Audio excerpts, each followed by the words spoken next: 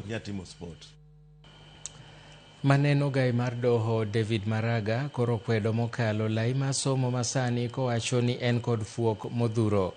Jatelo no nolero ni piny owacho mar Kenya Kwanza motelie kod jatend piny William Ruto onego nywand manyien pa jopiny kaka inyalo ber lai mowacho ni sani chando jonyuol gi jopuonjre mokalo.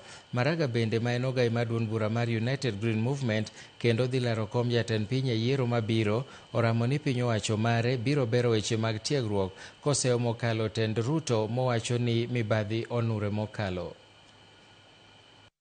This education financing framework is a failure of both policy and morality. It reflects a regime in such a moral decay that it consumes its own children's future from primary school through to university. Education is not a favor from state.